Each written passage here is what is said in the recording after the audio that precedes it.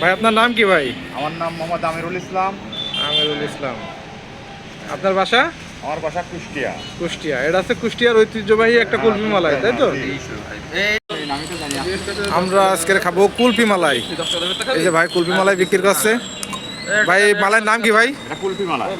এটা আপনি কতদিন ধরে যাবত এই ব্যবসাটা করছেন? এটা আমি মানে 5 বছর হচ্ছে জয়পাড়া বিক্রি করছি। এখানে বিক্রি করছি 3 বছর। আচ্ছা, কালীমন্ডপে 8 বছর মতো হচ্ছে। এটা তো অনেক পুরনো একটা ব্যবসা মনে হয়। পুরনো একটা ব্যবসা, কুষ্টিয়ার বিখ্যাত ব্যবসা। এটা কুষ্টিয়ার মানে বিখ্যাত কুলফি মালা। কুষ্টিয়ার বিখ্যাত কুলফি মালাই, তাই তো? আচ্ছা, এটা কিভাবে রাখছেন ভিতরে আমরা একটু দেখি ভাই। হ্যাঁ দেখেন, এই যে একটা বরফ দেওয়া আছে, নিচে মন্তন মালাই আছে।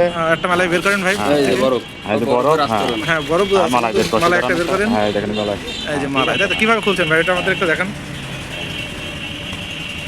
প্রথমে মুখটা খুলে নিল, ভালো করে মুখটা পরিষ্কার করে নিতে হবে।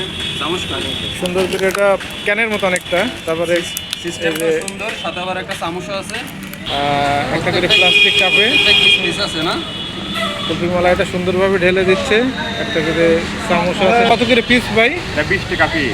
20 টাকা পিস, 20 তাই না? টাকা আছে, 10 টাকা আছে, 30 টাকা আছে, 50 টাকা তো আছে। আমরা একটু 20 টাকা, 30 টাকা, 50 টাকা, না 10 টাকা থেকে শুরু। 10 টাকা আছে, 20 টাকা আছে, 30 টাকা, 50 টাকা লাস্ট আমাদের। তাই না? আমরা একটু খেয়ে আপনি রাখছেন কত? টেস্ট করছি। আর এটা একদম অরিজিনাল, সেই কেমন লাগছে? একের ফ্লেভার, Good.